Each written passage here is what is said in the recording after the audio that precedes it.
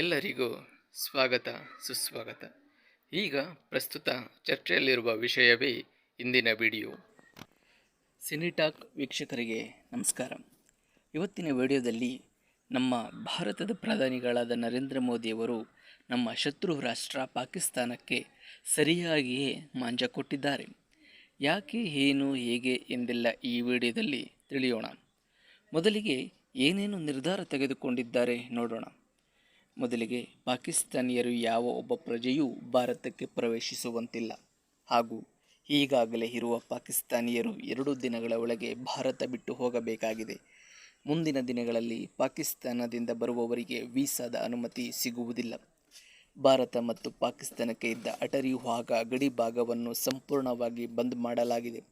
ಅಲ್ಲಿದ್ದ ರಾಜತಾಂತ್ರಿಕ ಕಚೇರಿಯನ್ನು ಬಂದ್ ಮಾಡಿ ಅಲ್ಲಿನ ಅಧಿಕಾರಿಗಳನ್ನು ವಾಪಸ್ ಕರೆಸಿಕೊಳ್ಳಲಾಗಿದೆ. ಮುಖ್ಯವಾಗಿ ಸಿಂಧೂ ನದಿಯ ನೀರನ್ನು ಬಳಕೆ ಮಾಡಿಕೊಳ್ಳಲು ನೆಹರೂರವರ ಕಾಲದಲ್ಲಿ ಮಾಡಿಕೊಂಡಿದ್ದ ಒಪ್ಪಂದವನ್ನು ರದ್ದುಗೊಳಿಸಲಾಗಿದೆ. ಇದರಿಂದ ಪಾಕಿಸ್ತಾನಕ್ಕೆ ದೊಡ್ಡ ಹೊಡೆತ ಬೀಳಲಿದೆ. ಯಾಕೆಂದರೆ ಈ ಸಿಂಧೂ ನದಿಯ ನೀರನ್ನು ಬಳಕೆ ಮಾಡಿಕೊಂಡು ಬಹುಪಾಲು ಭಾಗ ಕೃಷಿ ಚಟುವಟಿಕೆಗಳನ್ನು ನಡೆಸುತ್ತಿದ್ದರು. ಈ ಸಿಂಧೂ ನದಿಯ ನೀರನ್ನು ಪಾಕಿಸ್ತಾನ 80% ಬಳಸುತ್ತಿತ್ತು. ವೀಕ್ಷಕರೇ, ನೀರಿಲ್ಲದಿದ್ದರೆ ಏನೇನೂ ಇಲ್ಲ ಅನ್ನುವಂಥ ಸತ್ಯ ಪಾಕಿಸ್ತಾನಕ್ಕೆ ಈಗ ತಿಳಿಯುತ್ತದೆ. ನರೇಂದ್ರ ಮೋದಿಯವರು ತೆಗೆದುಕೊಳ್ಳುವ ನಿರ್ಧಾರಗಳೇ ಹಾಗೆ, ಇತಿಹಾಸದಲ್ಲಿ ಉಳಿಯುವ ಮಹತ್ವದ ತೀರ್ಮಾನಗಳು. ಈ ರೀತಿಯಾಗಿ ನರೇಂದ್ರ ಮೋದಿ ಸರ್ಕಾರ ಇನ್ನೂ ಹಲವು ಸಾಮಗ್ರಿಗಳನ್ನು ಪಾಕಿಸ್ತಾನಕ್ಕೆ ಕಳುಹಿಸುತ್ತಿತ್ತು. ಈಗ ಅದೆಲ್ಲದಕ್ಕೂ ಬ್ರೇಕ್ ಬಿದ್ದಂತಾಗಿದೆ. ನಮ್ಮ ನರೇಂದ್ರ ಮೋದಿಯವರು ಯಾಕೆ ಈ ರೀತಿಯ ತೀರ್ಮಾನವನ್ನು ತೆಗೆದುಕೊಂಡರು ಈಗ ನೋಡೋಣ ಬನ್ನಿ. ಇಬ್ಬರು ಕನ್ನಡಿಗರು ಸೇರಿದಂತೆ 26 ಮಂದಿ ಕಾಶ್ಮೀರಕ್ಕೆ ಪ್ರವೇಶಕ್ಕೆಂದು ಹೋಗಿದ್ದರು. ಅಲ್ಲಿನ ಪೆಹಲ್ಗಮ್ ಎನ್ನುವ ಸ್ಥಳದಲ್ಲಿ ನಯನ ಮನೋಹರವಾದ ಪ್ರಕೃತಿ ಸೌಂದರ್ಯವಿತ್ತು. ಆ ಒಂದು ಸ್ಥಳಕ್ಕೆ ಯಾವುದೇ ವಾಹನಗಳ ಅನುಕೂಲವಿಲ್ಲ. ಪೆಹಲ್ಗಮ್ನಿಂದ ಕಾಲ್ನಡಿಗೆ ಅಥವಾ ಕುದುರೆಗಳ ಸಹಾಯದಿಂದ ಆ ಸ್ಥಳವನ್ನು ತಲುಪಬೇಕು. 2025 ಏಪ್ರಿಲ್ 16 ಮಂಗಳವಾರ ಮಧ್ಯಾಹ್ನ 3 ಗಂಟೆಗೆ ಯಾರೂ ನಿರೀಕ್ಷಿಸಿದ ಆ ಘಟನೆ ನಡೆದೇ ಹೋಯಿತು. ಸ್ಥಳೀಯರ ಸಹಾಯ ಪಡೆದೋ ಅಥವಾ ನುಸುಳಿಕೊಂಡು ಬಂದ ಉಗ್ರರು ಅಲ್ಲಿನ ಪ್ರವಾಸಿಗರನ್ನು ಗನ್ ಪಾಯಿಂಟ್ನಲ್ಲಿಟ್ಟು, ನೀವು ಹಿಂದೂಗಳ, ಮುಸ್ಲಿಮರ, ನಿಮ್ಮ ಐಡಿಯನ್ನು ತೋರಿಸಿ, ಮುಸ್ಲಿಂ ಆಗಿದ್ದರೆ ಕೆಲವು ವಿಚಾರಗಳನ್ನು ಕೇಳುತ್ತಿದ್ದರು, ಮುಸ್ಲಿಂ ಅಲ್ಲದಿದ್ದರೆ ಗುಂಡುಕ್ಕಿ ಕೊಂದು ಹೋದರು. ಈ ರೀತಿಯಾಗಿ 26 ಜನ ಹಿಂದೂಗಳನ್ನು ಕೊಂದಿದ್ದರು. ಅದರಲ್ಲಿ ನೌಕಾಪಡೆಯ ವಿನಯ್ ಎನ್ನುವವರು 5 ದಿನಗಳಿಂದಷ್ಟೇ ಮದುವೆಯಾಗಿ ಹನಿಮೂನ್ಗೆಂದು ಬಂದಿದ್ದರು. ಯಾರಿಗೆ ಗೊತ್ತಿತ್ತು ವಿಧಿ ಇವರ ಬಾಳಲ್ಲಿ ಈ ರೀತಿಯಾಗಿ ಅಂತ್ಯವನ್ನು ಬರೆದಿತ್ತೆಂದು. ಹಾಗೂ ಬೆಂಗಳೂರು ಮೂಲದ ನಾಗಭೂಷಣ್ ಎಂಬುವರು ತಮ್ಮ ಮಡದಿಯೊಂದಿಗೆ ಪ್ರವಾಸಕ್ಕೆ ಹೋಗಿದ್ದರು. ಅವರ ಪತ್ನಿ ಪಲ್ಲವಿಯವರು ಶಿವಮೊಗ್ಗ ಮೂಲದವರು. ಅಲ್ಲಿ ಏನು ನಡೆಯುತ್ತಿದೆ ಎಂದು ತಿಳಿಯುವಷ್ಟರಲ್ಲಿ ಉಗ್ರರು ಅವರ ಪತಿಯನ್ನು ತಲೆಗೆ ಗುಂಡಿಕ್ಕಿ ಕೊಂದರು. ಇದರಿಂದ ದುಃಖಿತರಾದ ಅವರ ಪತ್ನಿ ನನ್ನನ್ನು ಕೊಂದುಬಿಡಿ ಎಂದು ಕೇಳಿಕೊಂಡಾಗ, ನಿಮ್ಮ ಮೋದಿಗೆ ಹೋಗಿ ಹೇಳು ಎಂದು ಹೇಳಿ ಹೋದರು. ಈ ವಿಷಯ ತಿಳಿಯುತ್ತಿದ್ದಂತೆ ಸೌದಿಯಲ್ಲಿ ಪ್ರವಾಸದಿಂದ ನರೇಂದ್ರ ಮೋದಿಯವರು ಹಿಂದಿರುಗಿದರು. ಪಾಕಿಸ್ತಾನಿ ಉಗ್ರರಿಗೆ ತಕ್ಕ ತಿರುಗೇಟು ನೀಡಲು ಈ ಹಿಂದೆ ಹೇಳಿದ ತೀರ್ಮಾನಗಳನ್ನು ತೆಗೆದುಕೊಂಡಿದ್ದರು. ವೀಕ್ಷಕರೇ, ಇದೆಲ್ಲ ರಾಜತಾಂತ್ರಿಕ ತಿರುಗೇಟುಗಳು. ಇದಿಷ್ಟೇ ಅಲ್ಲ, ಬಿಹಾರದ ಚುನಾವಣೆಯ ಪ್ರಚಾರದಲ್ಲಿ ಮಾತಿನ ಗುಂಡಿನ ದಾಳಿಯನ್ನೇ ನಡೆಸಿದರು. ಅಲ್ಲಿನ ಉಗ್ರರಿಗೆ ನೀವು ಊಹಿಸದ ಶಿಕ್ಷೆ ಕೊಡುತ್ತೇವೆ, ಪ್ರತಿಯೊಬ್ಬ ಉಗ್ರರನ್ನು ಹುಡುಕಿ ಹೊಡೆಯುತ್ತೇವೆ, ಪಾಕಿಸ್ತಾನದ ಮೇಲೆ ಸರ್ಜಿಕಲ್ ಸ್ಟ್ರೈಕ್ ಅಥವಾ ಏರ್ ಸ್ಟ್ರೈಕ್ ನಿಶ್ಚಿತ ಎಂದು ಹೇಳಿದ್ದಾರೆ. ಹೇಳುವುದು ಅಷ್ಟೇ ಅಲ್ಲ, ಮಾಡುತ್ತಾರೆ ಕೂಡ. ಈಗಾಗಲೇ ಭಾರತೀಯ ಸೈನ್ಯಕ್ಕೆ ಸರ್ವಸನ್ನದ್ಧರಾಗಿರಿ ಎಂದು ಆದೇಶಿಸಲಾಗಿದೆ. ವೀಕ್ಷಕರೇ, ಒಂದು ವಿಷಯ ಗಮನಿಸಿ, ಪಾಕಿಸ್ತಾನಿ ಸೈನಿಕರಿಗಿಂತ ಭಾರತೀಯ ಸೈನಿಕರ ಸಂಖ್ಯೆ ಅಧಿಕವಾಗಿದೆ. ಪಾಕಿಸ್ತಾನಿಯವರ ಶಸ್ತ್ರಾಸ್ತ್ರಗಳಿಗಿಂತ ಭಾರತೀಯರ ಬಳಿ ಇರುವ ಶಸ್ತ್ರಾಸ್ತ್ರಗಳು ಹೆಚ್ಚು. ಭಾರತೀಯ ಸೈನಿಕರ ಸಂಖ್ಯೆ 14.44 ಲಕ್ಷ, ಪಾಕಿಸ್ತಾನಿ ಯೋಧರು 6.5 ಲಕ್ಷ. ನಮ್ಮಲ್ಲಿನ ಮೀಸಲು ಪಡೆ 11.55 ಲಕ್ಷ, ಪಾಕಿಸ್ತಾನಿಯವರ ಮೀಸಲು ಪಡೆ 5 ಲಕ್ಷ.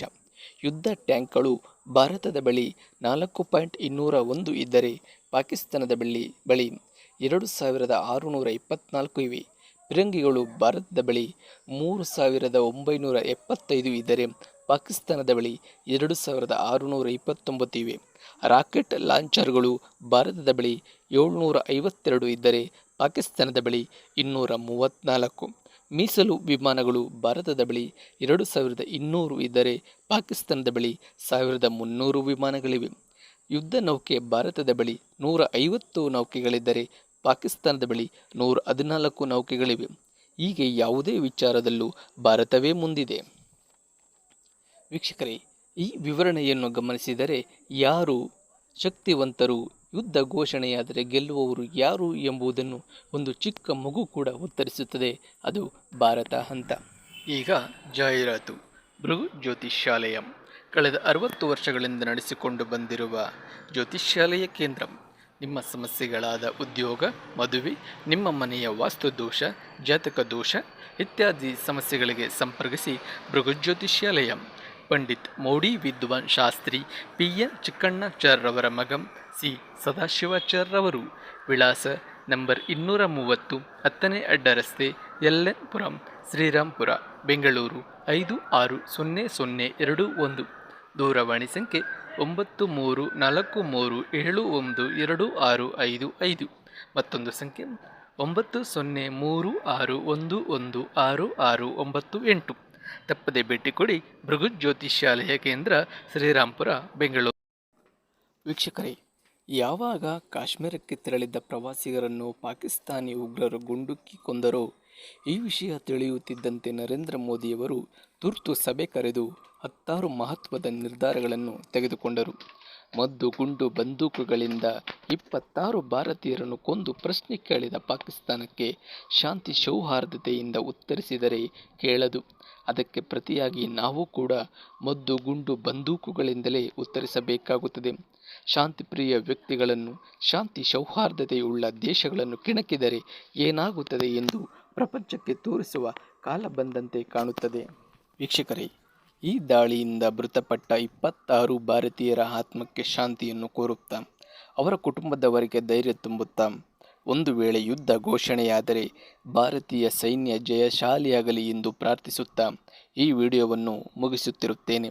ಈ ವಿಚಾರವಾಗಿ ಮುಂದಿನ ಬೆಳವಣಿಗೆಗಳ ಮಾಹಿತಿಗಾಗಿ ಈ ಚಾನಲನ್ನು ಸಬ್ಸ್ಕ್ರೈಬ್ ಮಾಡಿ. ಮರೆಯದೇ ಸಬ್ಸ್ಕ್ರೈಬ್ ಮಾಡಿ. ಧನ್ಯವಾದಗಳು.